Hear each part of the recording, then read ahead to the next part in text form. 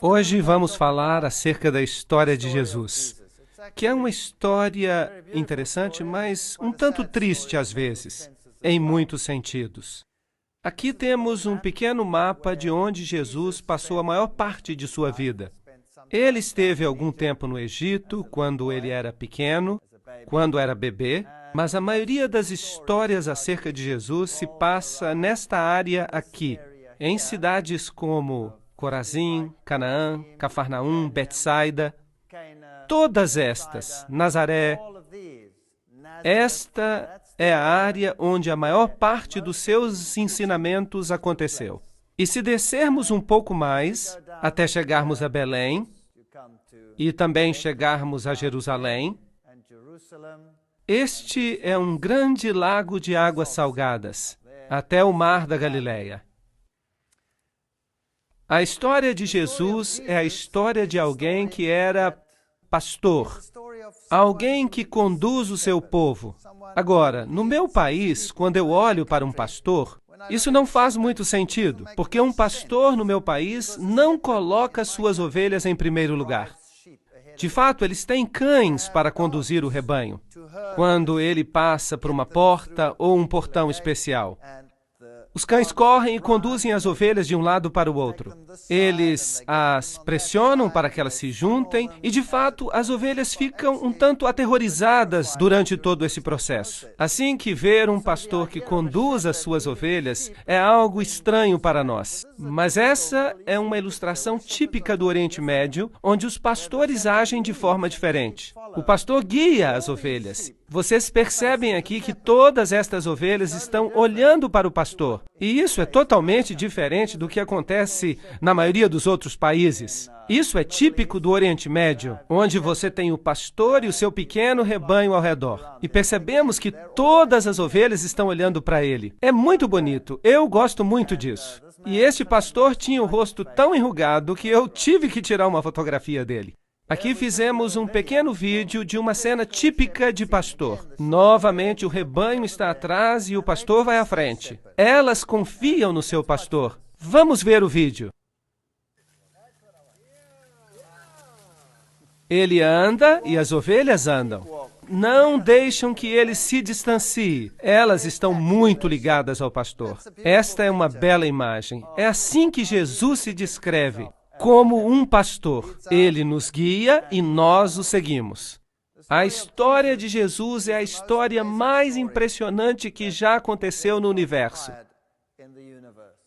Infelizmente, em todos os lugares que visitamos no Oriente Médio, nós percebemos que esses lugares foram transformados em lugares sagrados. As pessoas creem que há alguma santidade nesses lugares. É bonito estar ali e é bom ver esses lugares, mas eles não são intrinsecamente sagrados. Você pode ter um encontro com Jesus no seu próprio quarto. E mesmo aqui. Claro que se você quiser ampliar os seus conhecimentos e ver como a vida era nessa área, aí é diferente. Mas ir para ali para receber uma bênção especial, isso é um engano. Portanto, esta aqui é aparentemente a caverna onde os pastores se encontraram naquela noite. E você pode ver que há aqui uma estrela no chão, e eles foram informados acerca do nascimento de Jesus. E nesta caverna, eles construíram uma igreja, com relevos ao redor e um pastorzinho neste lugar. Quando o anjo apareceu a ele para lhe dizer que Jesus havia nascido em Belém, é provável que os pastores se encontravam em um campo como este. Portanto, a época do ano não poderia ter sido 25 de dezembro, que, de fato, é uma data para o nascimento dos principais deuses pagãos, como Zeus, Osíris, Júpiter e outros. Como os pastores estavam no campo, isso significa que a época era uma época de clima ameno.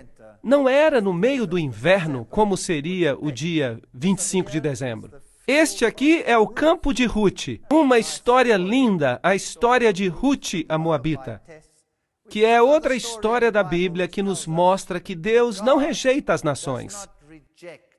Apesar de Moabe ser uma nação apóstata, Alguém de Moabe aceitou a Jesus como seu salvador pessoal. Eles não o conheciam como tal, porque Jesus ainda não havia nascido. Mas eles acreditaram que o Deus de Israel era o Deus verdadeiro e que podia também ser o seu Deus. Esta é a cidade de Belém, onde Jesus nasceu.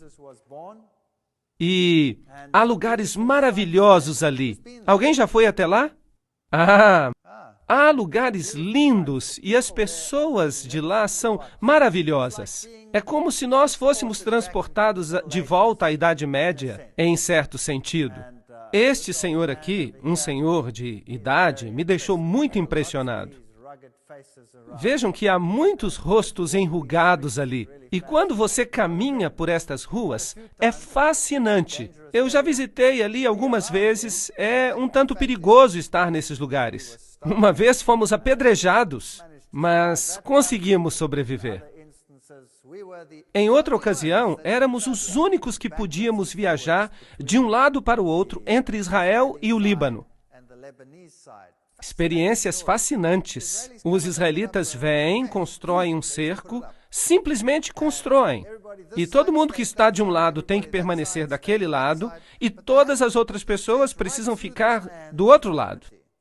Aconteceu então que eles puseram uma barreira no meio da propriedade deste homem. E este era o nosso guia turístico. Era o único guia que tinha autorização para estar tanto de um lado quanto do outro. Porque éramos os únicos que podíamos passar de um lado para o outro. Todos os demais tinham que ficar de um lado ou do outro. Creio que foi uma providência divina. Penso que Deus estava conduzindo as coisas. E foi fantástico. Fomos a lugares onde ninguém mais podia ir porque estava tudo bloqueado. Tivemos tudo só para nós. Isso foi muito bom, porque há lugares em Belém onde não se pode nem transitar, porque há muitos turistas. E ali as pessoas precisam passar horas, muito tempo nas filas. Mas nós tivemos a igreja toda para nós, totalmente vazia. E os guias turísticos estavam desesperados por dinheiro.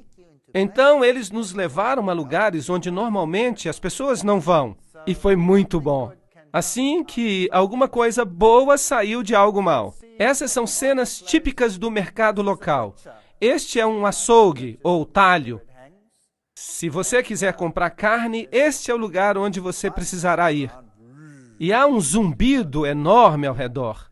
Mas eu não acho que seja uma boa ideia comprar carne. Este homem tentou me vender o seu frango. Ele insistia para que eu lhe comprasse o frango. Assim que ele ficou atrás de nós, insistindo. E eu disse que não estava interessado, mas ele não me largava. Então, eu tive que pechinchar com ele, porque ele pechinchava comigo. Ele insistia e não me deixava e ficava correndo atrás de mim e insistia que eu comprasse o frango. E eu então disse, eu vou pechinchar com ele por esse frango. E ele foi baixando, baixando, baixando, baixando, baixando, até que ele ficou muito chateado. E então eu negociei um pouco mais e finalmente ele disse, muito chateado, que eu levasse o frango de graça. Eu disse então, eu sou vegetariano. E ele ficou me olhando, totalmente incrédulo. Ele não conseguia acreditar que isso era possível. Mas depois riu e nós nos tornamos então bons amigos. Esta é uma padaria típica e devo dizer que ao olhar o pão não parece muito quente, não é? Bem, de qualquer forma, pão é pão. E se assa no forno. E ele parece bom. Mas as mulheres não podem entrar aqui, porque eles não permitem que as mulheres frequentem um ambiente inadequado, onde se assa pão. Experimente dizer isso, Bazanca, lá atrás. Eu não creio que ela estaria muito de acordo. E, no entanto, esta é a famosa Igreja da Natividade, onde, segundo eles, Jesus nasceu. Nós nunca poderemos ter certeza que foram mesmo esses lugares. Alguns talvez estejam corretos. E talvez este seja mesmo o lugar onde Jesus nasceu. Pois, é claro, estes lugares foram escolhidos muito cedo na história, e este, em particular, pela mãe de Constantino. E foi ela que descobriu que este lugar é o lugar. E por isso eles construíram aqui esta igreja, que era naturalmente uma igreja bizantina, o que significa que era ortodoxa, e por isso há uma tremenda desavença neste lugar, porque tanto os ortodoxos quanto os católicos reclamam este lugar para si. Essa desavença não foi resolvida até que surgiu o movimento ecumênico. E agora esta igreja é partilhada por ortodoxos e católicos romanos. Eles partilham até as suas missas. Agora, você pode chegar até este lugar, mas para entrar, você tem que passar por esta porta, que é bem baixa. Então você precisa se abaixar para mostrar um sinal de respeito e humildade. Por isso, você tem quase que rastejar através dela. E você pode perceber que a igreja está quase totalmente vazia. Quando eu estive ali, mas antes ela estava cheíssima. E o piso é, na verdade, um piso falso. O piso original está por baixo. E ele tem um mosaico original da época de Constantino. Esta é uma igreja muito antiga. E, com certeza, como local sagrado, ela está cheia de mitologias e histórias que provavelmente nunca aconteceram. Mas para mim era interessante, porque os raios do sol que entravam nesta igreja lhe davam um aspecto muito interessante. E ali por cima, deste lado, existem ali alguns buracos. Vocês podem ver. Que buracos seriam estes? Há uma lenda que diz que Maria apareceu na igreja um dia e que ela fez o sinal da cruz com seus dedos e foi até a pilastra e fez estes buracos. E aqui estão o que dizem ser os dedos de Maria quando ela fez esses buracos, os furos. E as pessoas dizem que se você colocar os seus dedos nesses buracos, você vai receber uma bênção especial. E quando eu olhei para esses buracos, eu percebi que as arestas estavam bastante gastas. Eu acho que fizeram um péssimo trabalho ali. Se realmente fossem sinais divinos, ali as marcas seriam muito nítidas. Esse é o tipo de histórias que atrai as pessoas, e as pessoas ficam assombradas, e vocês também ficariam surpresos, porque as pessoas formam filas só para colocar os dedos ali. E as pessoas realmente creem que receberão uma bênção especial de Maria se colocarem os dedos ali. Agora, com certeza, a igreja anteriormente havia sido mais baixa. Eu lhes falei a respeito do piso inferior, que estava coberto por tábuas e que era consideravelmente mais baixo do que o piso atual. Dessa forma, se você quer ir até o local original onde dizem que Jesus nasceu, você tem que descer esses degraus e chegar até o sepulcro. E foi aparentemente neste ponto em que ele esteve, ali, neste mesmo lugar. Portanto, ainda nos dias de hoje, se você colocar a mão ali, você pode receber uma absolvição da Igreja Católica Romana. Isso significa que todos os seus pecados serão perdoados. E, de fato, você pode ter os seus pecados perdoados com 90 dias de antecedência. Então, se você está planejando fazer uma grande festa, é bom então ir ali e colocar a mão, sabendo que agora, por 3 meses, você pode fazer o que quiser. Muita farra. Isso é interessante. E por isso, nenhuma pergunta lhe será feita e você não vai receber nenhum castigo do céu. Agora, nós estivemos ali numa ocasião em que não havia ninguém, o que era surpreendente. Portanto, quando nós chegamos ali, na verdade, ninguém deveria estar ali. E essas pessoas ficaram muito surpresas, porque elas estavam ocupadas com seus rituais normais, e parece que interrompemos este ritual. E eles não ficaram nada felizes. Mas eu estava com uma máquina fotográfica e tirei uma foto.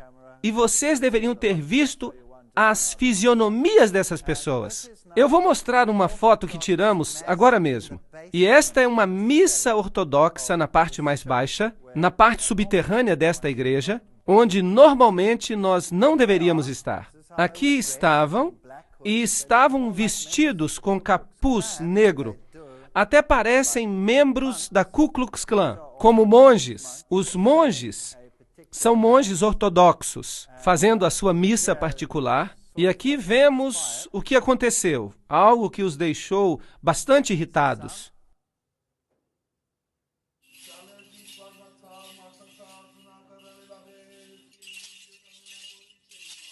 Ele está muito irritado conosco porque nós estamos tirando fotografias.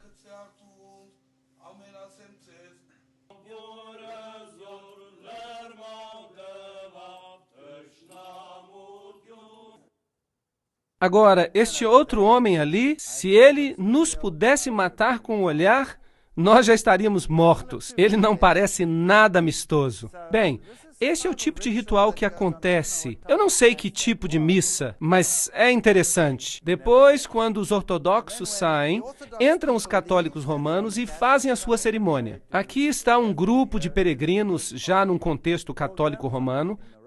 Aqui está uma senhora, e havia 3 cruzes diante dela, e o seu rosto está coberto. E dizem que é um bom lugar para ir se você quiser ser purificado de qualquer pecado, seja qual pecado for.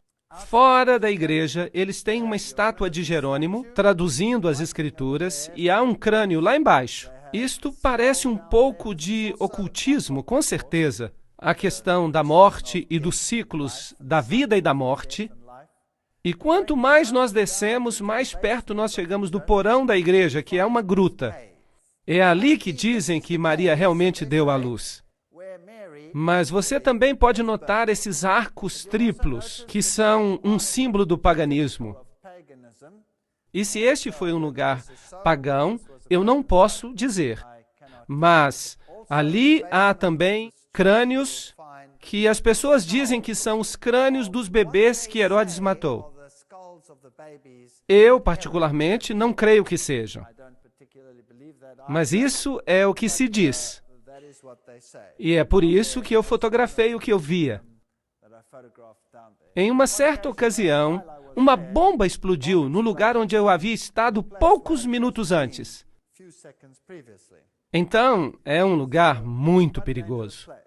Vejam outra gruta.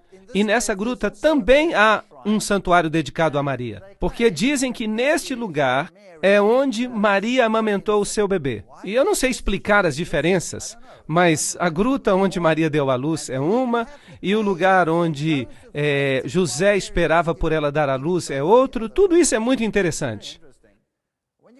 E quando você chega a este lugar, ele é chamado de Santuário do Leito. E você chega ali e há uma outra igreja, uma igreja construída numa caverna, um símbolo pagão. E nas paredes nós percebemos estas manchas brancas que são certificadas por Roma, com o certificado do Papa, do papado, que é o leite que Maria esguichou contra as paredes. Sim, isto é muito grave. Quando ela estava amamentando a Jesus. Então, o guia que estava ali conosco, ele estava muito animado falando destes assuntos. E você pode receber uma unção especial com um certificado do Vaticano, dizendo que aquele de fato é o leite de Maria. Então, eu disse ao guia, você sabe, eu estive nas outras cavernas e há também manchas brancas similares nas outras paredes. Parecem que são depósitos de carbonato por causa da chuva. E ele me disse que sim. Nas outras cavernas, tudo bem, mas não nesta. Porque esta é a famosa Gruta do Leite. E se você continuar descendo, você chega até essas subcavernas. E ali você pode ver um ícone tríplice em cada uma delas. Isto é, de fato, uma lenda pagã. E quando Maria chega, ela toma o lugar de Ísis. Ísis era considerada a rainha da fertilidade. Afinal de contas, ela conseguiu dar à luz Horus, mesmo depois que seu marido morreu. Ela o reconstruiu. E aqui, se as pessoas tivessem problemas de fertilidade, elas podiam orar a Ísis. E isso resolveria os seus problemas de fertilidade. Se tivessem problemas para amamentar, então elas deveriam orar a Ísis. E logo depois, o leite fluía. Isso é uma espécie de paganismo antigo, ressuscitado no cristianismo moderno nestes lugares.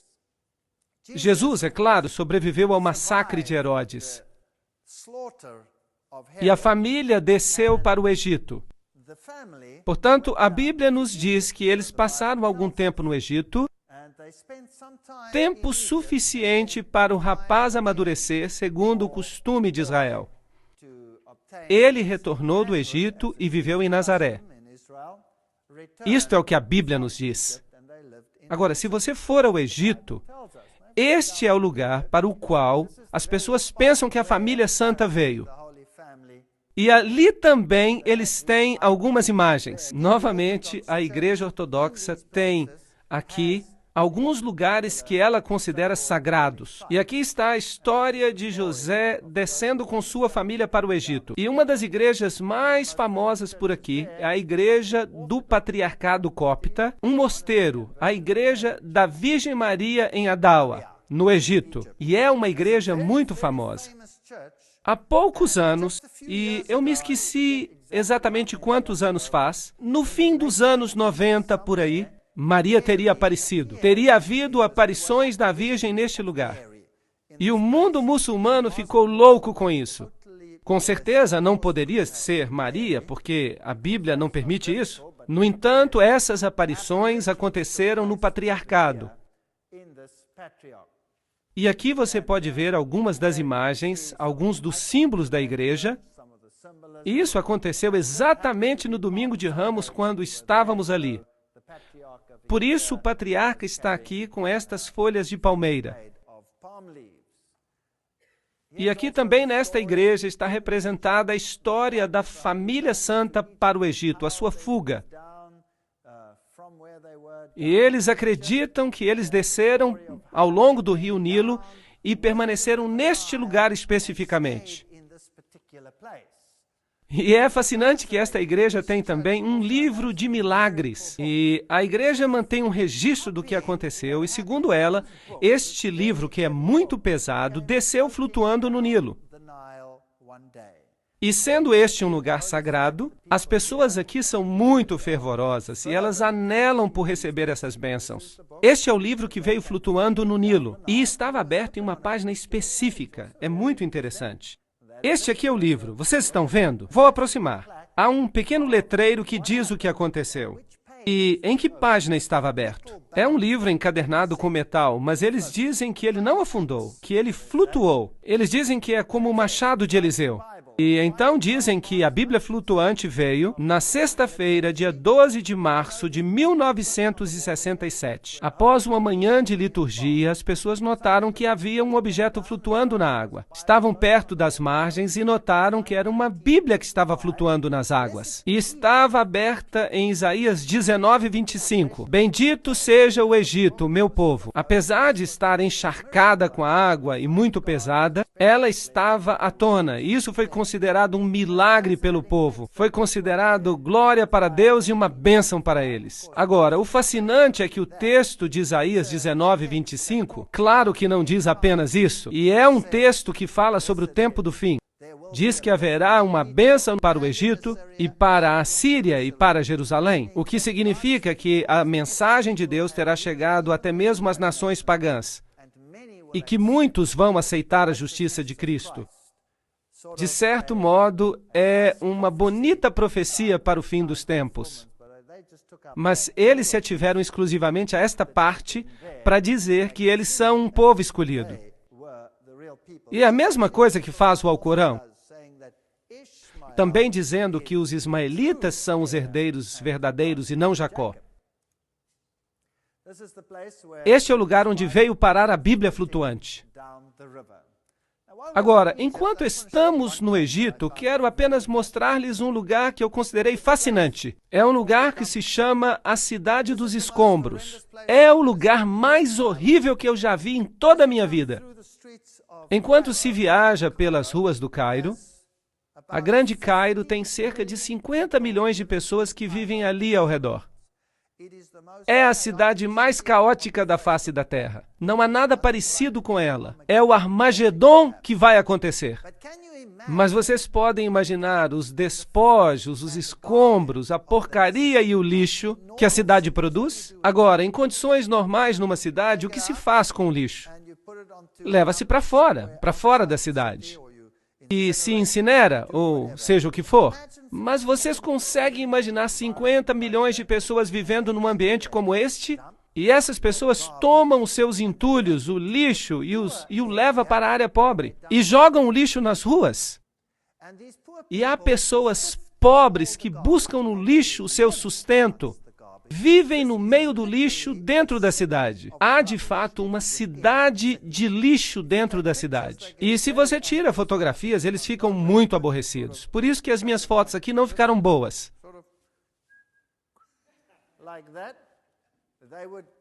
Eles literalmente me matariam se me vissem tirar uma foto. Por isso tivemos que fazer assim.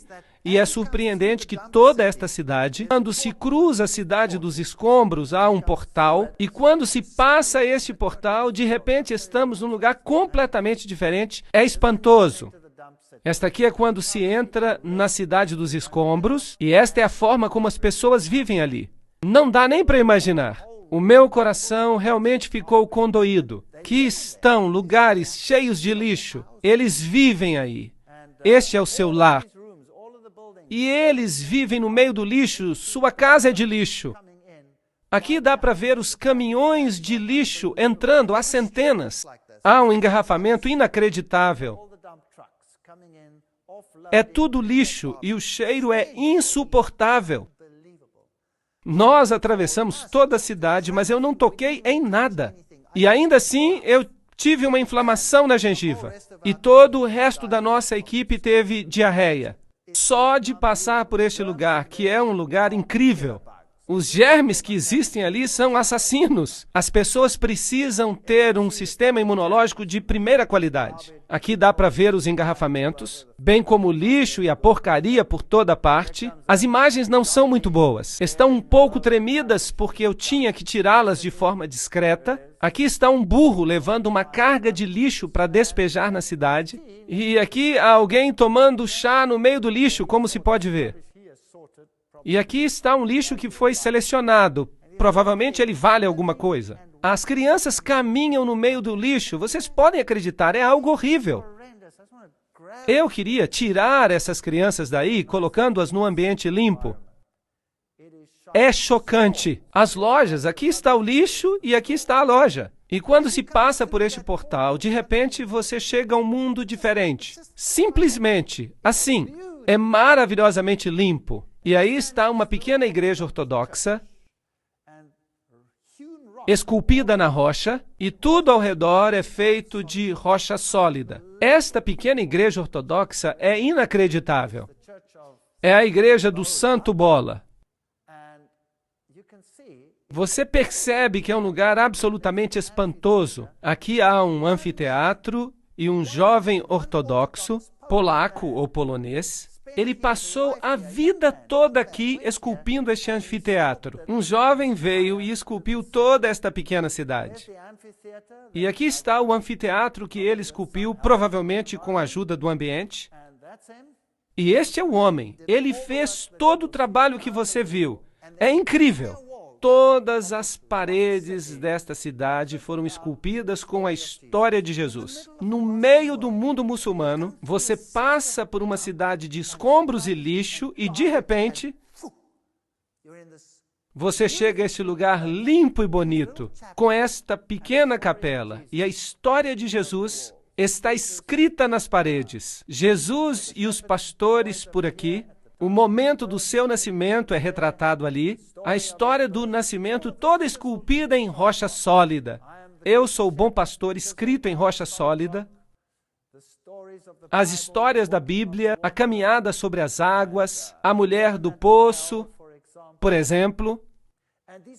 E estas são esculturas enormes. Apenas para lhe dar uma ideia, esta é uma encarpa de rocha. Uma parede de rocha com esculturas lavradas nela. Cada grande pedra foi transformada em uma obra de arte. Jesus, esta é a história de Lázaro, sua saída do túmulo. Esta é a história de Jesus, sua saída do próprio túmulo. E você percebe como são grandes. Esta é uma fachada enorme, onde ele também trabalhou. E trabalhou em toda esta área. E virou uma história linda de Jesus. Vamos nos aproximar um pouco mais. Enquanto ele estava nos abençoando, então ele subiu ao céu e a imagem seguinte, percebemos o Filho do Homem vindo nas nuvens com grande glória. Um homem transformou esta área num espaço de esperança. Fiquei muito impressionado, e é isso mesmo que o mundo é. Você passa por este mundo que é representado pela cidade de escombros, e enquanto você passa pelos escombros, a única esperança que você pode ter é chegar do outro lado, e a única esperança para chegar ao outro lado é a história de Jesus. Vou ver o Filho do Homem vindo nas nuvens com poder e grande glória, e então não haverá mais cidades de escombros. A história de Jesus é provavelmente a história mais angustiante que já foi contada. Sei que muitos filmes já foram feitos, e mesmo este último filme que foi feito não pode sequer delinear aquilo que Jesus passou. Quando eu voltei a Jerusalém, Jerusalém é hoje uma cidade totalmente diferente. É uma cidade de peregrinações. Milhares de pessoas peregrinam até ali. Aqui está um grupo de freiras fazendo uma peregrinação atrás da cruz, e as pessoas estão cheias de uma espécie de euforia. Elas experimentam a euforia de estar nesses lugares. Mas se o lugar toma o lugar de Jesus, isso é um problema. Este é o Muro das Lamentações, e lá está a famosa mesquita na rocha, ao fundo. Este é o Muro das Lamentações, e não faz parte do templo original, senão que é parte do corte exterior do templo. Ao subir as escadas, pode-se ir a esta área hoje. Ninguém está autorizado a entrar ali. Esta é uma réplica do templo como ele seria, uma coluna enorme que faria parte do templo, e ela nos dá uma ideia do tamanho original do templo. Ela nunca foi utilizada porque havia uma rachadura nela. E esta é provavelmente uma réplica do menorá no tamanho normal. Esta aqui fizeram no caso de restaurarem o templo. Então, os judeus estão aqui no Muro das Lamentações, e você pode notar que estas cartas presas aqui no muro, esses papéis, as pessoas têm que vir, e elas vêm e escrevem pequenas cartas com seus sonhos, e em seguida os depositam ali. Aqui temos um vídeo curto.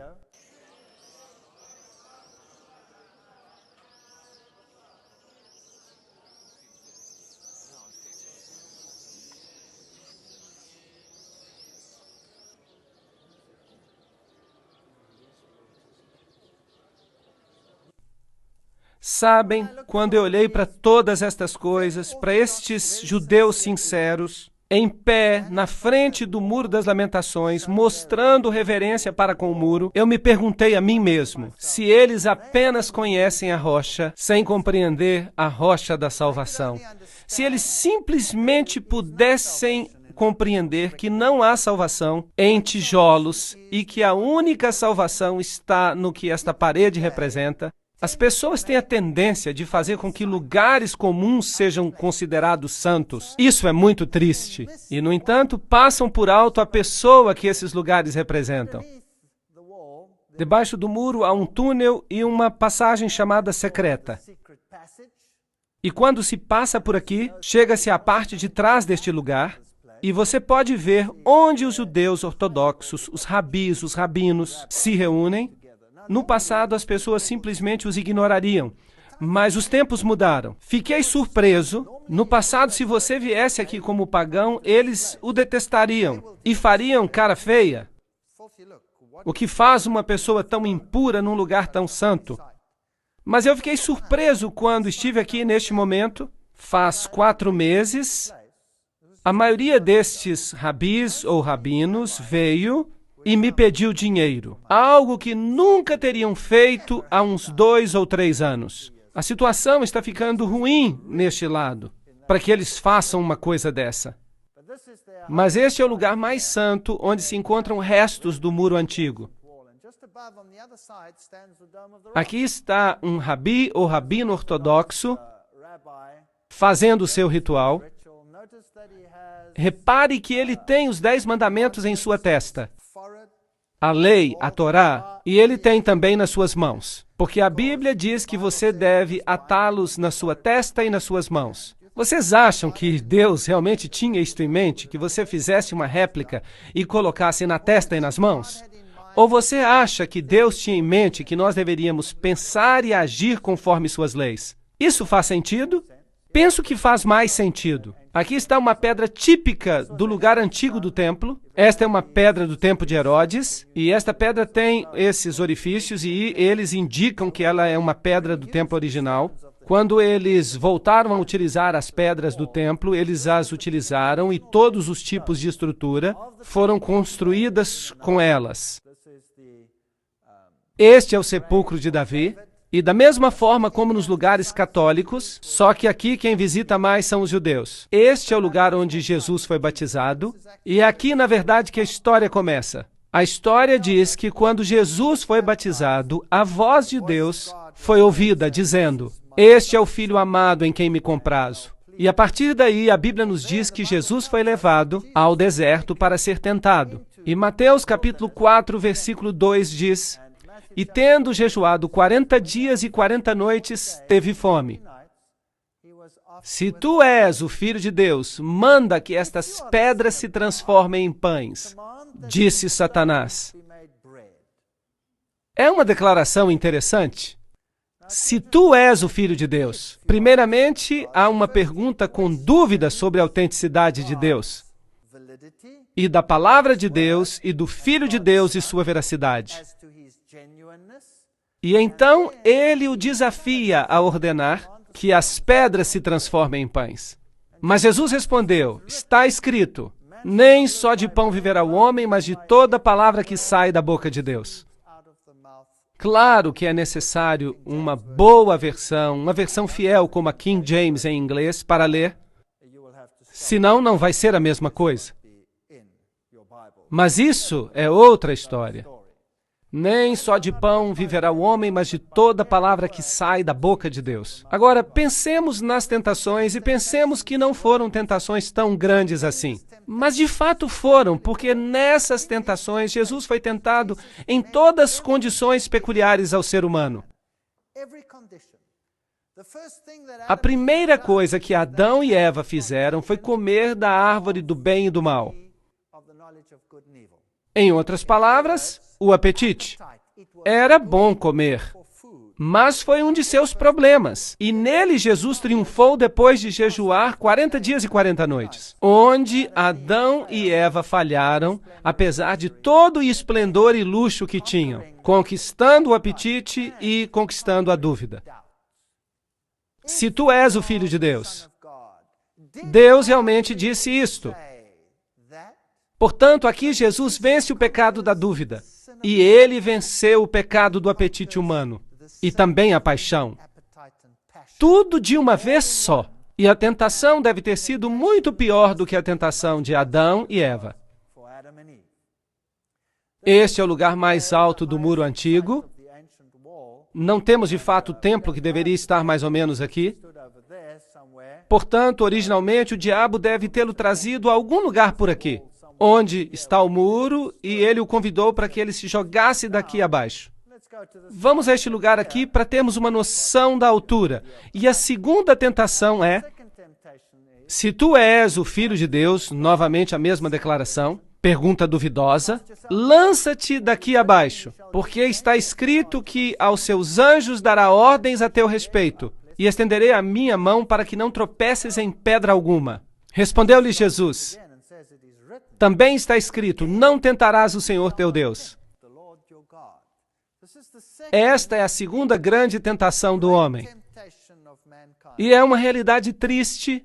Se escutamos as conferências anteriores, vamos compreender que este é o pecado que a maior parte da humanidade está cometendo. O pecado da presunção. Imaginem duas pessoas que estão tentando resolver uma crise que acontece do outro lado da estrada. E uma dessas pessoas atravessa e diz: eu sou filho de Deus e Deus vai me proteger. Atravessa para o outro lado da estrada. Mas outro vem e diz: Deus existe e há uma crise do outro lado. Ajuda-me a cruzar esta estrada. E ele corre para o outro lado da estrada. Os dois, pelos padrões externos, são absolutamente idênticos. Mas a diferença é que um age com presunção e o outro age com fé. Percebem como as duas coisas estão de fato muito próximas?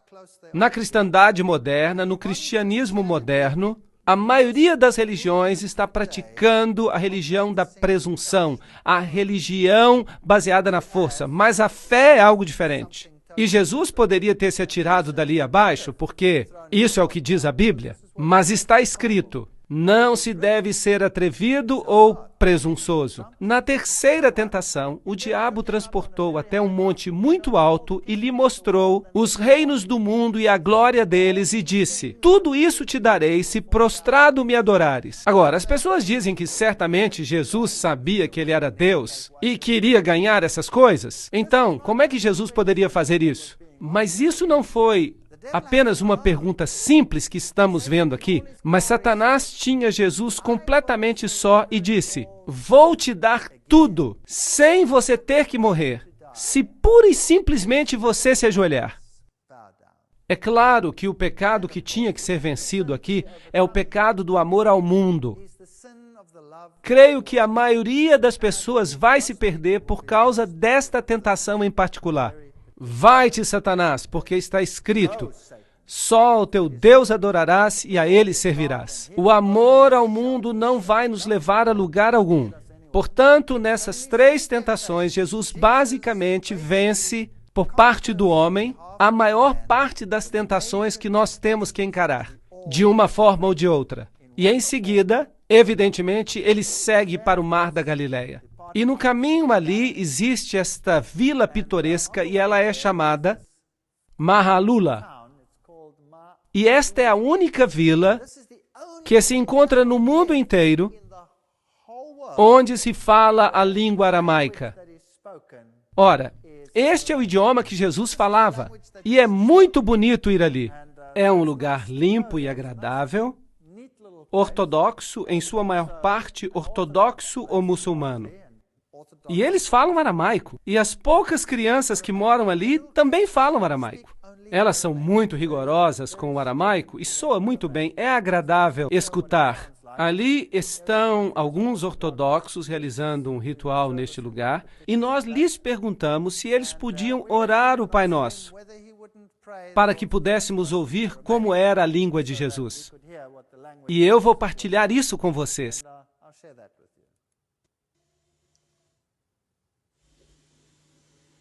أبوناحتي بشمو يجكاتاش يشماخ يثالي مالكاخ تشثك الإيروتشاخ يخ بشمو تشيب على رعا أبيح لحماح أخو اليوماح وفر ليحتي يوثح يخ من غفر لتمقطع مينح ولو فاشتخل الناح تشاري بيوثح بيس حصل الناح مشيدا.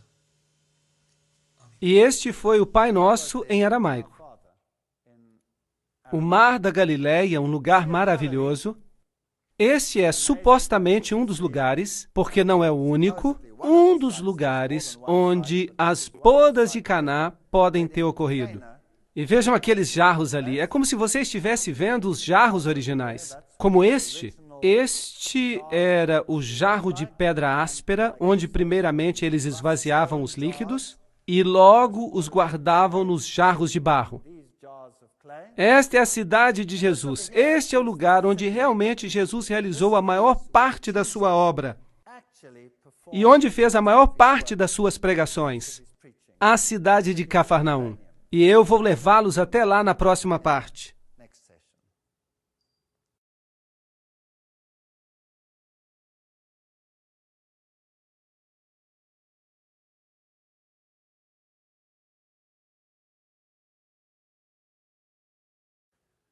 Vamos até a cidade de Cafarnaum, que é conhecida como a cidade de Jesus. Este aqui é um lugar muito famoso. Quando você olha, não parece nada especial, mas em cima disto há um edifício construído. Você pode ver as pilastras de concreto ao cimento e o piso. Esta era a casa de Pedro. Pedro viveu aqui. Era a sua casa. E Jesus deve ter se hospedado muitas vezes nesta casa. Se é realmente a casa de Pedro ou não, não podemos ter certeza. Mas a Igreja Católica afirma que esta era a casa de Pedro. E se você quer ver o que foi construído em cima, aqui está uma estrutura enorme de concreto ou cimento que permanece sobre as pilastras da casa de Pedro. E diz ali Beato Pedro Apóstolo. Este é o lugar onde Pedro viveu. Pedro, naturalmente, significa rocha pequena, pequena pedra, e Roma construiu a sua igreja sobre esta pedra. E ali está uma estátua de Pedro, do lado de fora, com um peixe do seu lado, e esta é a estátua gigante de Pedro. É enorme. Esta é uma história fascinante, porque Simão era também o nome de Simão o Mago, e Simão Mago, de acordo com Aleph Levi, se tornou em Petra. Pedro, que se tornou a base de todo este sistema. E, em outras palavras, ele se tornou uma espécie de sumo sacerdote. O sumo sacerdote dos imperadores romanos. Se eles estão aqui honrando a Pedro, o apóstolo, é muito duvidoso. Talvez eles estejam honrando mesmo a Simão, o feiticeiro, o bruxo, o ocultista. Mas a igreja construiu esse edifício enorme sobre a casa de Pedro. E ao pé da estátua você pode ver símbolos de peixes e todas estas coisas. E eles dizem que este é Pedro, o apóstolo. Um pouco mais longe, à distância, há uma sinagoga. Portanto, aqui há um enorme edifício de cimento ou concreto, com esta enorme estátua de Pedro, e quando atravessamos a estrada, há uma sinagoga remanescente, provavelmente a sinagoga onde Jesus mais ensinou. E há ali uma placa enferrujada que diz, século I, a sinagoga branca, a sinagoga de Jesus. Sabem, se eu fosse construir um edifício cristão grande, não seria no lugar onde Jesus passou a maior parte do seu tempo. Porque construíram numa casa, que provavelmente é a casa de Pedro, não se tem certeza, talvez seja, porque as Escrituras dizem que quando eles saíram da sinagoga, foram até a casa de Pedro, e esta casa está em frente, é possível, mas talvez seja a casa do lado, quem sabe, mas é possível. Agora, esta é a sinagoga onde Jesus realmente ensinou. Aqui está uma outra pequena vila, assim que Cafarnaum era uma cidade e a outra era Corazim.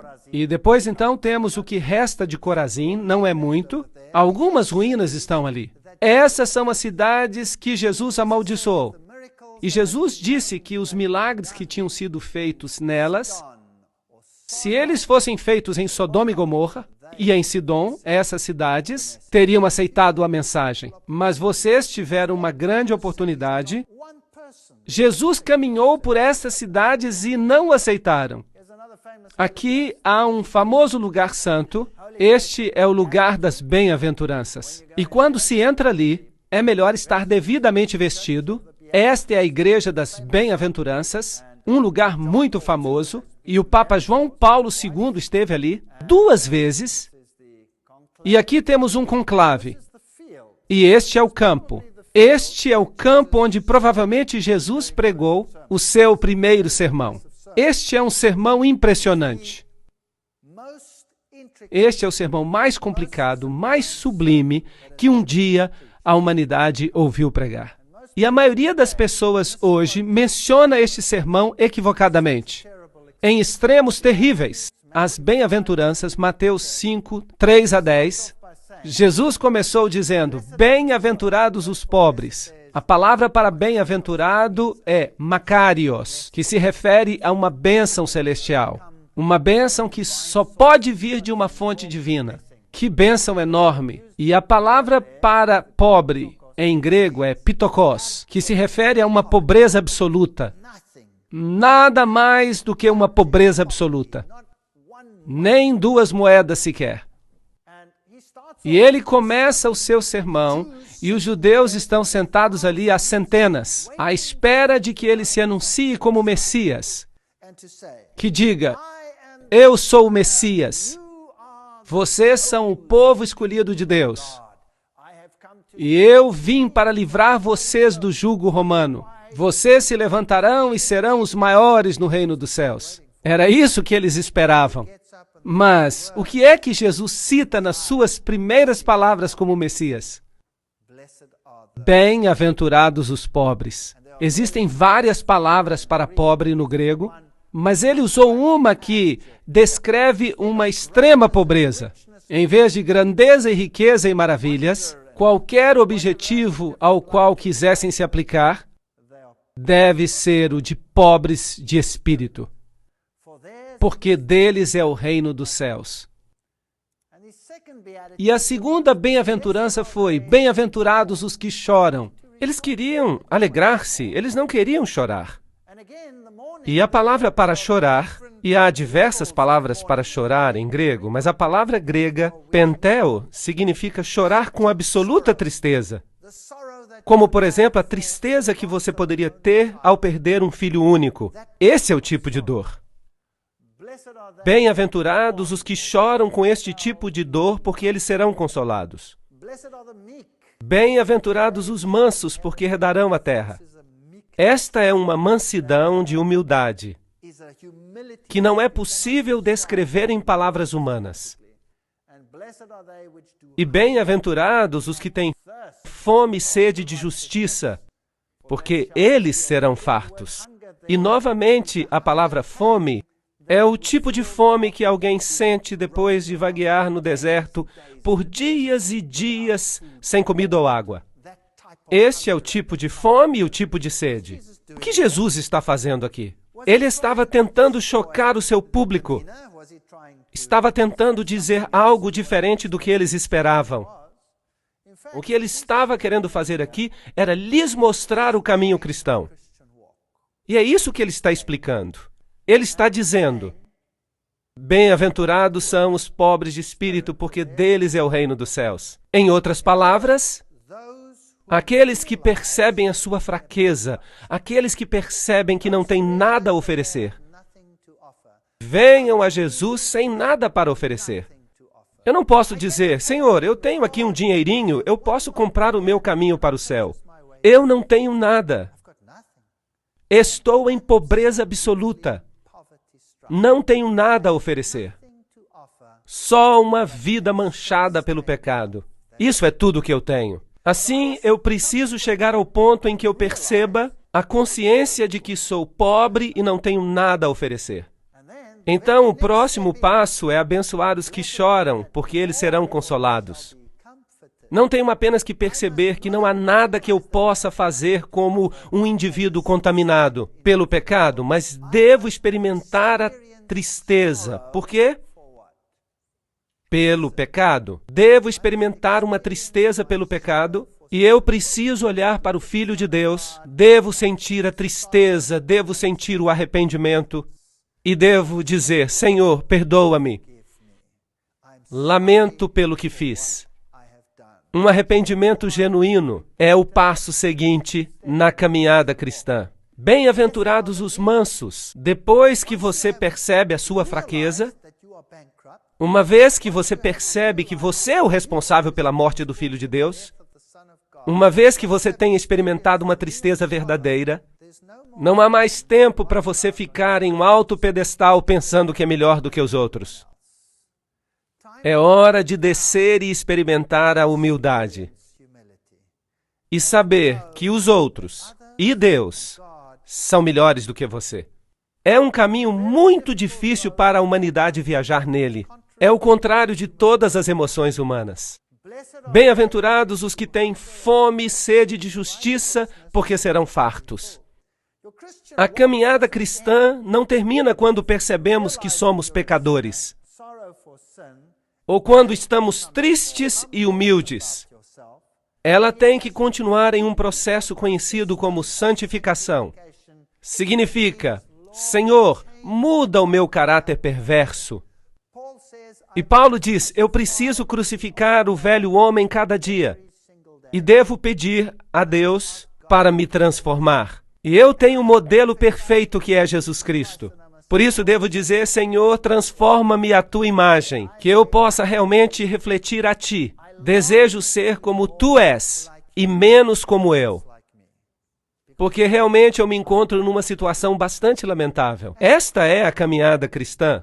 Mas qual é o passo seguinte? Depois de fazer isso, então você poderá ser misericordioso, porque está escrito: alcançarão a misericórdia. Percebem? Nós temos a tendência de pensar que nós somos melhores do que os outros. E por isso nós nos tornamos críticos. Um dos maiores problemas da igreja é o senso crítico, não é verdade? Você sabe que aquela pessoa faz uma coisa ou outra e você sabe que aquele jovem está metido em drogas. Quer dizer, o que você esperava? Afinal de contas, os pais dele são assim ou assado? Em vez de você saciar a fome, olhando para si mesmo, olhe para você mesmo, veja quão miserável você é. Mas você pensa que eles são piores do que você. Por quê? Porque você não tem piedade e compaixão por eles, do mesmo jeito que Deus teve piedade e compaixão de você. Não é isso do que se trata? Por isso Jesus diz que uma vez que você tenha chegado a esta estrada, uma vez que você tenha experimentado o arrependimento, uma vez que você tenha sentido tristeza pelos seus pecados, e uma vez que você tenha descido do seu pedestal, uma vez que você tenha pedido a Deus que o transforme e seja misericordioso, então você conseguirá ser misericordioso e ter compaixão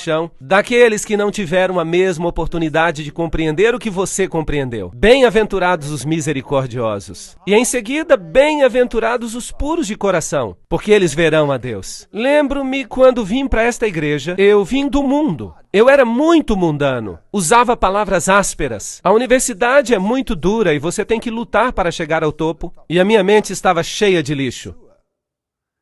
Mas eu disse a Deus, tu sabes que eu não quero ter mais uma mente como eu tenho. Então, Deus, ajuda-me a limpar a minha mente, a desenvolver bons pensamentos, onde agora eu só tenho maus pensamentos. Este é um processo de santificação. O cristianismo não é apenas conhecer Jesus. Não é bom só conhecer Jesus. Você não será salvo apenas por conhecer a Jesus. Por acaso o diabo não conhece a Jesus? Será que o diabo vai ser salvo só porque ele conhece a Jesus? Não. Temos que permitir que Deus nos mude, que limpe o nosso coração, as nossas atitudes. Bem-aventurados os pacificadores, porque eles serão chamados filhos de Deus. Conseguem ver? Só depois de passarmos por toda uma série de crescimento, é possível tornar-se um pacificador. Agora, o que é um pacificador? O pacificador é alguém que tem a paz de Deus no seu coração. Muita paz têm os que amam a sua lei, diz o Salmo 119 e 105. Trata-se de uma peça que é um pedaço do céu. Todas as vezes que eu olho para isso, eu me maravilho. Às vezes os políticos tomam esta frase e a aplicam a si mesmos. Eles se dão grandes prêmios sem terem passado por qualquer uma dessas etapas da vida cristã. Mas eles não são pacificadores, porque um pacificador é alguém que fez as pazes com Deus. Aí é um pacificador. Bem-aventurados os que sofrem perseguição. Não é incrível?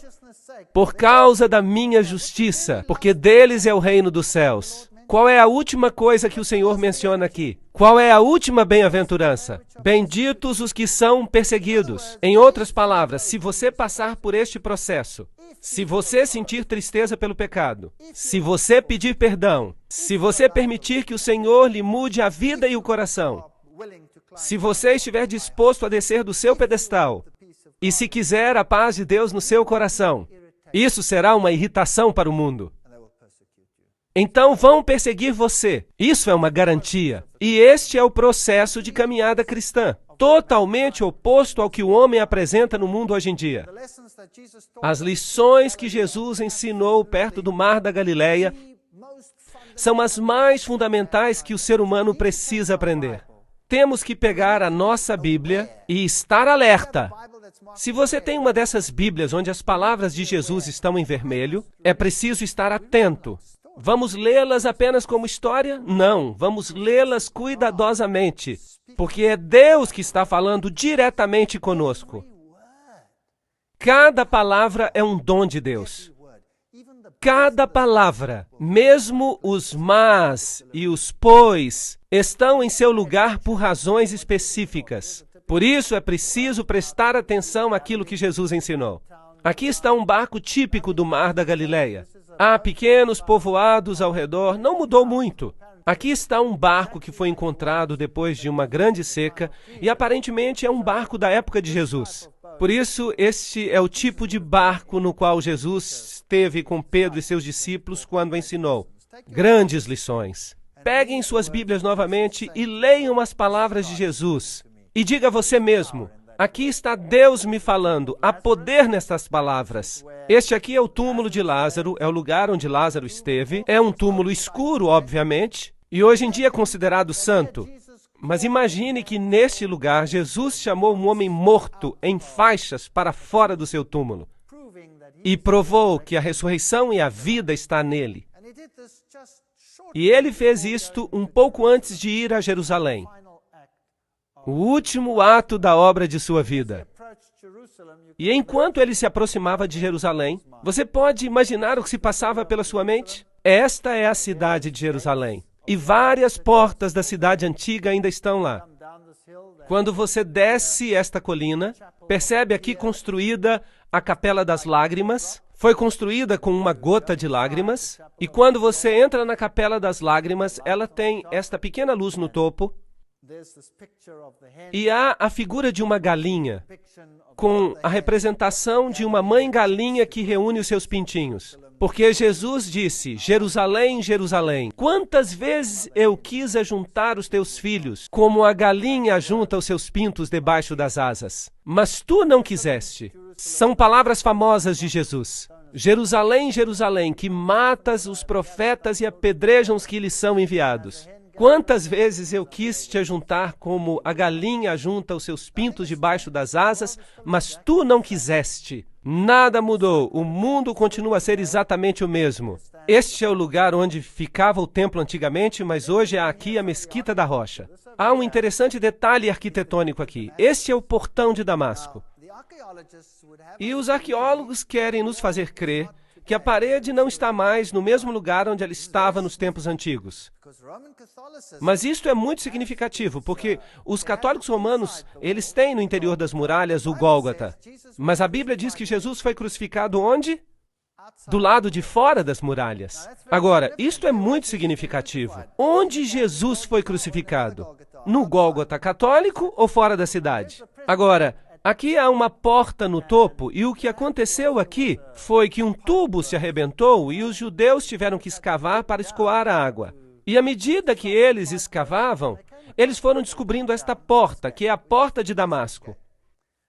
E você pode perceber que ela está justamente abaixo, em frente da nova porta. Portanto, é óbvio que o muro deve ter sido feito no mesmo lugar, certo? Portanto, isto é muito interessante. O muro está no mesmo lugar. E quando você entra neste lugar, esta é a porta de Damasco. E estas devem ser as pedras por onde Jesus andou e também onde Paulo caminhou. Portanto, se você caminha aqui, você está caminhando exatamente no lugar onde Jesus caminhou. E esta é a porta de Uda. São portas fascinantes. Portas do Sul, conhecidas como Portas de Uda, que praticamente não existiam até recentemente. Foram construídas no período do Segundo Templo. Ou seja, no primeiro século.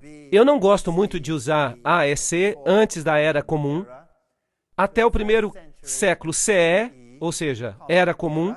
Em português dizemos antes de Cristo e depois de Cristo. Depois de Cristo, essas portas forneciam acesso ao interior do templo. E as portas de Uda foram usadas muitas vezes por Jesus. Elas ainda estão fechadas hoje, elas fazem parte do novo muro e da nova construção, de modo que Jesus não deve ter caminhado por estas escadas. Aqui está um homem muito interessante, uma ilustração bonita. Ele estava com o seu burro e eu pensei que seria uma boa imagem, então tirei uma foto.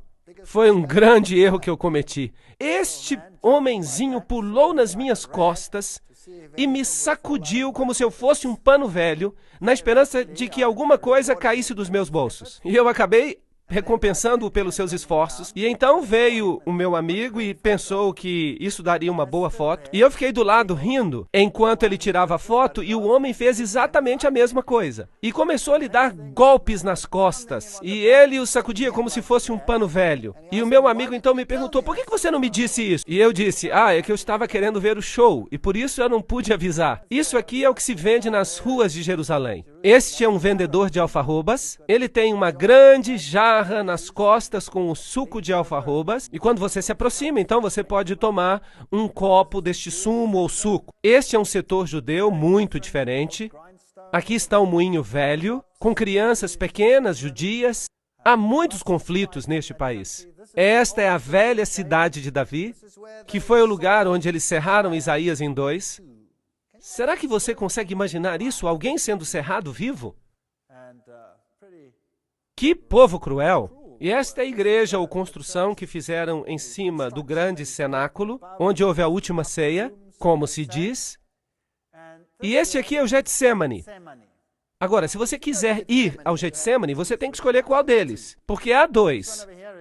Este aqui é o Getsemane ortodoxo, e está construída esta enorme igreja ortodoxa nele, e ao lado, um pouco mais afastado, está o Getsemane católico. E do lado de fora há estas enormes oliveiras, e se diz aqui que estas oliveiras são descendentes daquelas onde Jesus foi orar. Lembram-se que Jesus disse ali, a minha alma está cheia de tristeza até a morte, ficai aqui e velai comigo. Mateus 26, 38.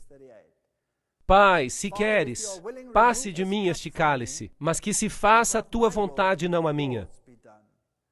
E apareceu-lhe um outro anjo do céu que o fortalecia, e entrando em agonia, orava mais intensamente, e o seu suor se tornou em gotas de sangue. Grandes gotas que corriam até o chão. Lucas 43, 44. Há muitas críticas hoje ao filme A Paixão de Cristo.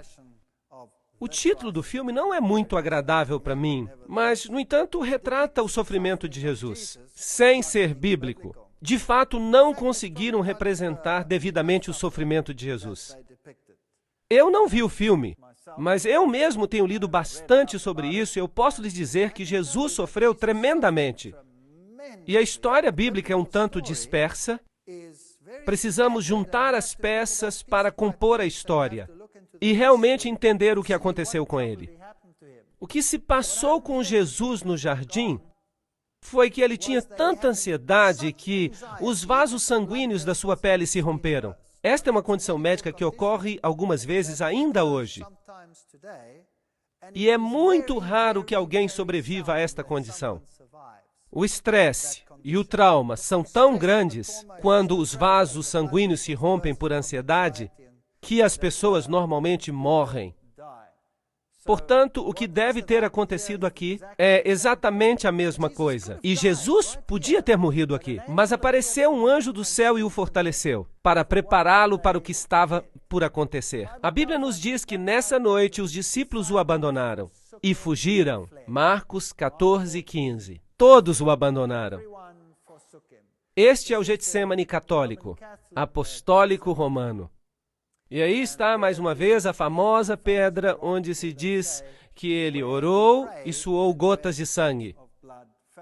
Agora, é preciso lembrar que o paganismo também é louco por pedras. O paganismo tem grutas famosas, pedras famosas, e as pedras formavam uma parte muito importante do paganismo. Mas também nas histórias da Bíblia, os patriarcas também fizeram altares de pedra. Mas eles não adoravam as pedras. Eles cultuavam a Deus, mas utilizavam as pedras como altares de sacrifício a Deus, que eram um tipo do sacrifício de Cristo. É uma história completamente diferente. De modo que aqui está aparentemente uma pedra santa onde prenderam a Jesus. E estes devem ser os degraus por onde o levaram, porque eles dão no templo de Caifás, se vocês quiserem chamá-lo assim. Porque não é bem um templo, é mais um palácio. E aqui está uma representação ao lado, como se Jesus tivesse sido conduzido por esses degraus, com cordas, mas a Bíblia não menciona isso. Hoje, esta igreja católica romana foi construída neste lugar. E provavelmente este é um lugar arqueologicamente correto. E aqui estava o assento do sumo sacerdote, que nesse ano era Caifás. Agora, aqui há uma confusão na Bíblia, porque quando trouxeram a Jesus, o levaram a Anás. Agora, Anás era o sogro de Caifás. E ele era o sumo sacerdote anterior. Portanto, como a fama de sumo sacerdote ficava na família, naturalmente, então, o sumo sacerdote do ano anterior, mais velho, era ainda honrado como sumo sacerdote, embora não fosse mais o sumo sacerdote. E por isso a Bíblia é frequentemente criticada pela sua descrição. Mas a sua descrição está correta. E alguns críticos dizem também que ninguém como Caifás de fato existiu. Bem, finalmente eles encontraram o seu sarcófago, com o nome de Caifás, sumo sacerdote, sobre ele. Portanto, isto é histórico também. Então, quando olhamos para o julgamento de Jesus, a Bíblia menciona 7 julgamentos de Jesus. O que é fascinante, porque o número 7 é o número de Deus. Mas não se percebe isso com a leitura casual dos evangelhos. Sobre estes 7 julgamentos, é preciso analisar os 4 evangelhos e associá-los cuidadosamente aos acontecimentos, porque nem todos os julgamentos estão em todos os evangelhos. Alguns se concentram em Pilatos, outros se concentram no julgamento de Herodes. Jesus foi primeiramente levado a Anás. Primeiro a Anás. E ali houve um julgamento perante Anás. E foi ali que o servo de Anás o atingiu no rosto. O feriu no rosto, porque Anás perguntou a ele o que estava fazendo, ou o interrogou acerca do que estava fazendo. E Jesus disse, não fiz nada em segredo. Que pergunta era essa? Porque Jesus sempre havia pregado na sinagoga. Então o servo de Anás o feriu no rosto. Então este foi o primeiro julgamento de Jesus. E logo ele foi levado com Anás ao sumo sacerdote daquele ano, que era Caifás. Portanto, Anás e Caifás devem ter feito um outro julgamento conjunto. Dali saíram para o julgamento da noite. Houve um julgamento à noite. E a Bíblia simplesmente diz que Jesus foi colocado numa cova, profeticamente no livro dos Salmos, e logo tiveram um julgamento pela manhã, porque de acordo com a sua lei era ilegal ter um julgamento à noite. Tinham que fazê-lo depois do nascimento do sol. Portanto, houve um julgamento com Anás, houve um julgamento com Caifás e Anás, houve um julgamento à noite por parte do Sinédrio, e depois reuniram mais uma vez todo o Sinédrio e fizeram outro julgamento pela manhã. E então acharam que Jesus era culpado e o levaram em seguida a Pilatos. Pilatos fez a sua análise, mas não quis tomar a decisão sozinho. E por isso enviou a Herodes. E Herodes fez um julgamento, mas tampouco quis decidir sozinho. E o enviou de volta a Pilatos. E houve então um julgamento final, quando Jesus foi entregue aos judeus para a crucifixão. 7 julgamentos ao todo. Portanto, este é o primeiro lugar onde Jesus esteve. Hoje, com certeza, é um lugar famoso, onde Pedro é novamente honrado. E Maria, com a imagem de uma deusa. E a caminho para a capela da manjedoura, do Santíssimo Sacramento, o pátio, o calabouço. Este é o lugar onde os presos eram mantidos durante a noite para o julgamento. E esses são os buracos nas rochas. O que era normalmente feito era que seus braços eram colocados aqui, de modo que umas mãos passavam por aqui, outras passavam por ali, e em seguida eram amarrados e ficavam pendurados de frente. Agora, se os judeus consideravam que alguém era culpado, eles tinham o direito de castigá-lo com açoites. Mas a pena capital, a pena de morte, era um direito exclusivamente romano. Eles precisavam obter permissão dos romanos. Isso era uma lei romana, mas César lhes permitia castigar com açoites aqueles a quem consideravam culpados. 3 chicotadas pela frente e 3 chicotadas pelas costas. E eles consideraram a Jesus culpado, como a Bíblia relata, e impuseram nele cerca de 26 chicotadas no peito. É possível, embora a Bíblia não mencione. E aqui está um calabouço, onde eles deixavam as pessoas e eram colocadas ali nuas. E aqui estão algumas cruzes bizantinas na parede, o que mostra que os primeiros cristãos reconheciam este lugar. A pessoa então era baixada a este calabouço. Em outras palavras, ficava em escuridão total. Um salmo diz, e me baixaram a um poço. Portanto, isso é o que deve ter acontecido com Jesus, enquanto ele esperava ali, durante toda a noite pelo julgamento da manhã, até ser convocado. Hoje você pode entrar nesse poço. Você pode observá-lo. Ali, após o julgamento da manhã, ele foi levado a Pilatos, e dali foi colocado nesta prisão enquanto aguardava o julgamento. Posto aqui embaixo, e depois foi julgado e considerado inocente por Pilatos. Pilatos se recusava a sentenciá-lo à morte. Por isso o enviou a Herodes. Escarneceram dele, lhe deram uma capa.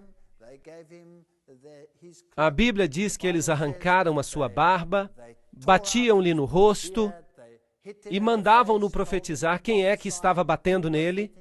Ele foi muito maltratado nesta ocasião. Este é o lugar onde exatamente Pilatos o condenou. Aqui ainda se podem ver os jogos romanos no chão, e foi neste ponto que Pilatos disse as famosas palavras, Ecce homo, eis o homem. E ali estava ele com a coroa de espinhos na cabeça, ele já havia sido espancado. A Bíblia diz que no primeiro julgamento de Pilatos, ele havia mandado espancá-lo para conquistar a simpatia dos judeus. Algo muito covarde. Agora, os açoites romanos eram constituídos de 40 chicotadas menos uma. Então, eram amarrados numa pilastra e lhe davam 40 chicotadas menos uma. E o chicote que eles usavam tinham inúmeras cordas com pontas de metal e pedaços de pau. De fato, muitas pessoas que eram condenadas a esses açoites morriam ao ser açoitadas, somente por causa dos açoites, porque as chicotadas abriam rasgos na pele, rasgavam a carne da pessoa. E os registros dizem que, às vezes, as pessoas que recebiam os açoites tinham as suas entranhas expostas, ficando dependuradas neles. Assim que este era um castigo terrível. E, em seguida, há uma outra possibilidade de que ele tivesse sido açoitado 2 vezes. Porque quando ele foi considerado culpado no final e sentenciado à crucifixão, então era comum que se açoitassem a pessoa antes de crucificá-la. A Bíblia faz referência a isso, mas não explica se Jesus foi açoitado 2 vezes. Mas é possível que tenha acontecido. Os críticos também alegam que Pilatos não existiu. Aqui está uma inscrição que foi encontrada e ela diz categoricamente que Pilatos foi o procurador no tempo de Tibério. Assim que, biblicamente e arqueologicamente, não há maneira alguma que possa fazer com que a história bíblica seja negada. De modo que algumas pessoas descrevem os açoites dessa forma. Outras pessoas descrevem os açoites como se Jesus estivesse agachado sobre uma pilastra horizontal e que o castigavam dessa forma. E a Bíblia diz que quando colocaram uma coroa de espinhos sobre a sua cabeça e colocaram uma vara na sua mão, tomaram-lhe a vara e golpeavam com ela a sua cabeça. E a expressão grega usada é que ele foi golpeado inúmeras vezes, de modo que o sofrimento de Jesus foi enorme.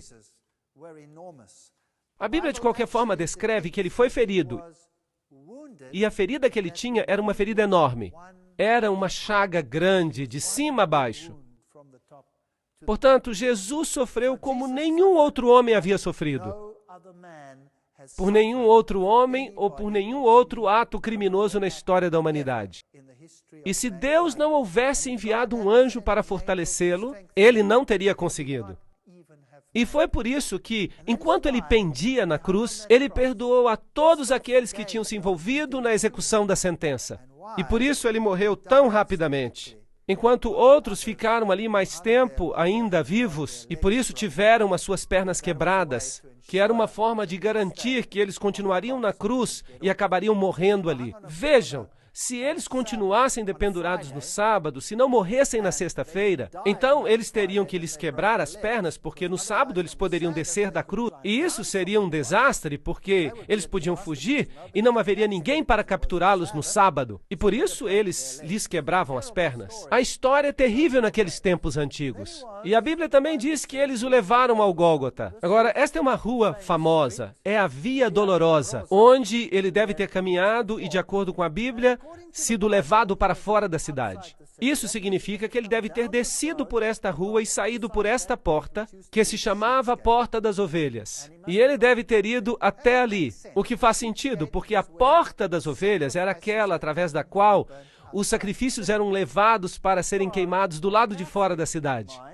Se você tem uma opinião católica, ele deve ter sido levado por essas escadas até o Gólgota. Mas eu vou lhes mostrar os 2 lugares. A Bíblia diz que ele carregava a sua cruz, mas ela caiu. Alguém então teve que ajudá-lo e tomar o seu lugar. Esta é a famosa Via Dolorosa.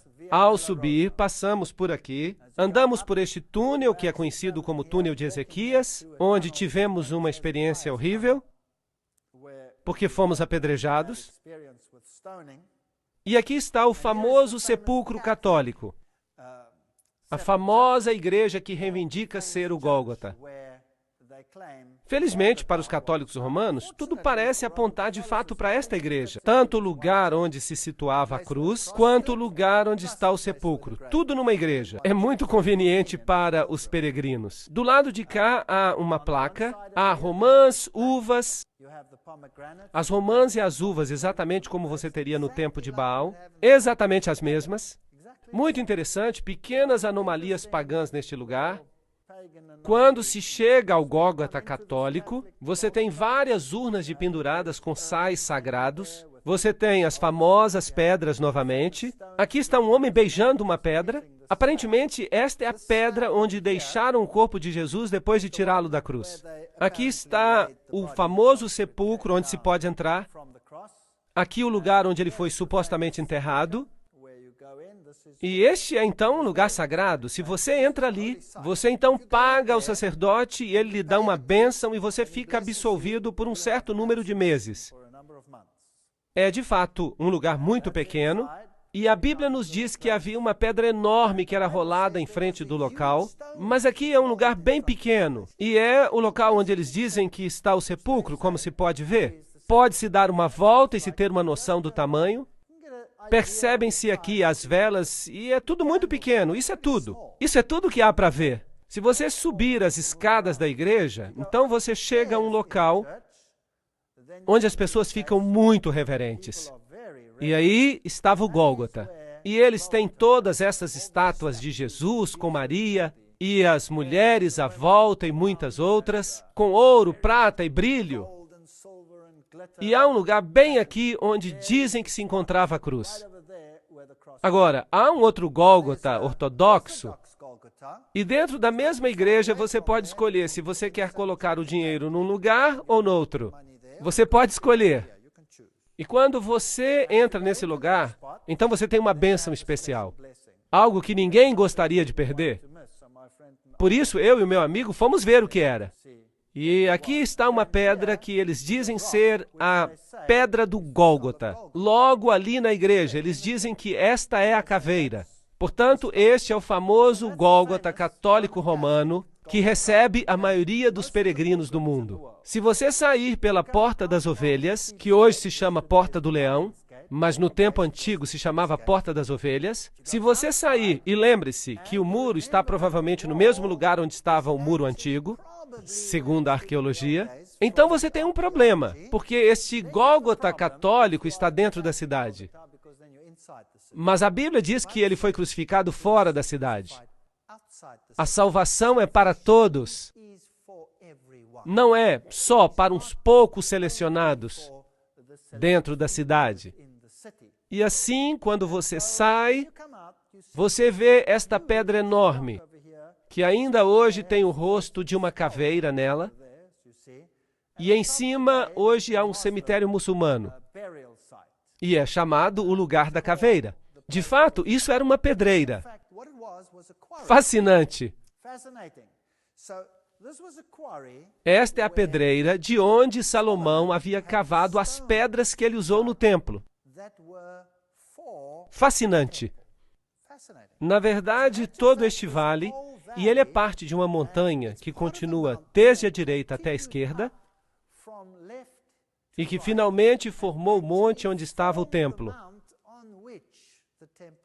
E é provavelmente neste lugar onde Abraão provavelmente simulou um tipo de morte do Filho de Deus, através do sacrifício que ia fazer de Isaac. Mas Deus disse, você não tem que prover o seu filho, eu vou enviar o meu. E este é de fato o mesmo monte. Que fascinante! Assim que faria sentido que Jesus morresse no topo dessa colina. Deus é amor. Porque Deus amou o mundo de tal maneira que deu o seu Filho unigênito para que todo aquele que nele crê não pereça, mas tenha a vida eterna. João 3,16. Fora, bem próximo, na base da montanha, está uma tumba com um jardim.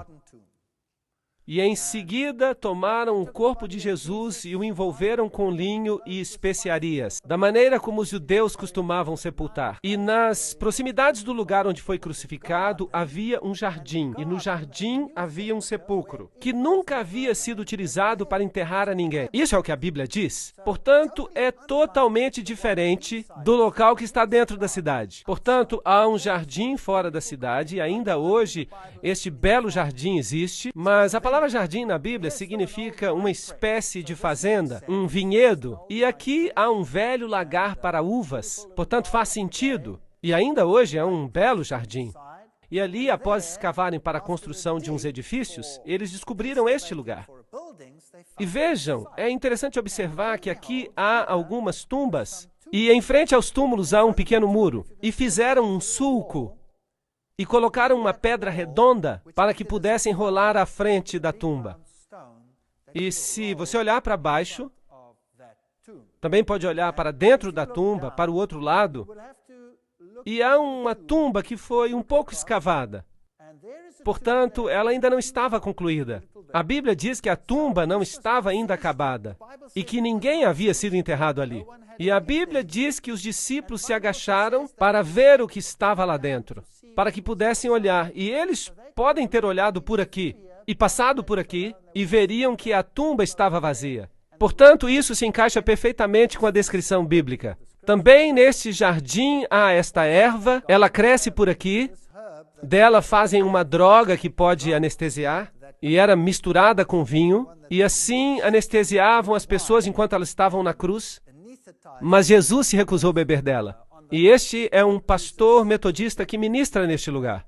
Esta é uma pedra típica. Este é o túmulo de Herodes, um dos poucos sepulcros intactos deste tipo hoje. O de Jesus era provavelmente similar. Portanto, aqui é provavelmente o lugar do jardim da tumba.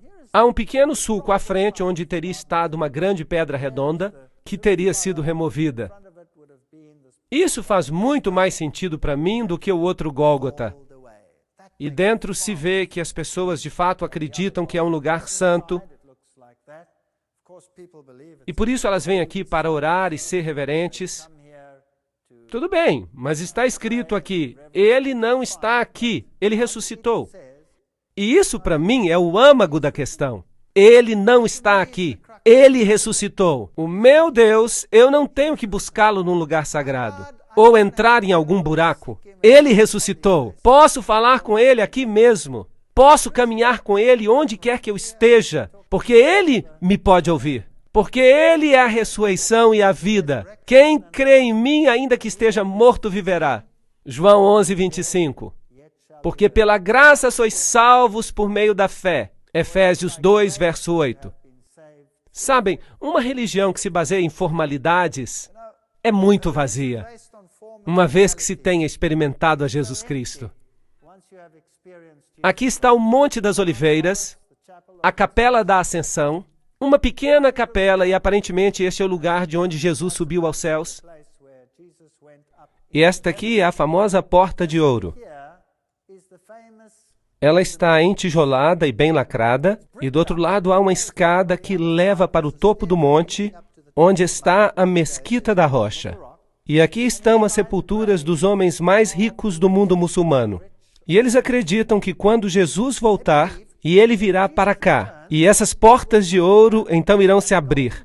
Bem, eles não acreditam que é Jesus, para eles é Enamadi, o Messias. Bem, então para os judeus é o Messias, para os cristãos é o retorno de Jesus, e então esta porta se abrirá. Então, de fato, todos aqueles que estiverem aqui, porque tiveram muito dinheiro para comprar estas tumbas particulares, eles então serão os primeiros a ser ressuscitados e eles serão os primeiros a entrar neste lugar. É conveniente, você acha que vai funcionar assim? Se eles tivessem estudado as bem-aventuranças, eles saberiam o que é necessário para ver Jesus. Temos que sentir tristeza pelos nossos pecados, temos que nos arrepender, temos que lamentar e temos que pedir a Jesus para nos mudar e temos que voltar à harmonia com Ele e com seus princípios. Então, nós não precisamos desta porta. Temos uma outra porta, e é uma porta que tem pérolas sobre ela, a porta de uma Jerusalém celestial construída por Deus. Eu não sei se haverá muitos na primeira ressurreição que vão estar aqui. Não quero julgar isso, porque só Deus pode julgar. Mas aqui estão todos esperando um reino terrestre. Eu não estou à espera de um reino terrestre. Eu estou à espera de uma Jerusalém celestial. Apesar desta Jerusalém aqui ser muito interessante. Esta é a Mesquita da Rocha. Este é o local onde o templo será reconstruído, e se você entrar, há uma pedra, que é onde Maomé subiu, mas o paganismo e a verdade, eles estão muito distantes um do outro. Esta é Jerusalém à noite e esta é a famosa Casa Queimada. Isto é, tudo o que restou dela. Em 70 depois de Cristo, os romanos vieram e destruíram Jerusalém e a incendiaram completamente. E este é um símbolo da destruição que virá sobre o mundo quando Deus retornar. Podemos fazer parte da Casa Queimada ou podemos nos tornar parte do reino de Deus. Essa escolha é nossa. E a única solução para isso é o Filho de Deus. Quem tem o Filho tem a vida. Quem não tem o Filho de Deus não tem a vida. Estas coisas que escrevi a vós, os que credes no nome do Filho de Deus, para que saibais que tendes a vida eterna. 1 João 5, 12 e 13. Portanto, essa escolha é nossa hoje. Podemos ficar entretidos com todas as coisas deste mundo, podemos visitar esses lugares importantes e torná-los mais importantes do que Deus, ou podemos desenvolver um relacionamento. Mas o preço é o eu. Vamos ter que abrir mão dele e pedir a Deus que nos dê o seu caráter.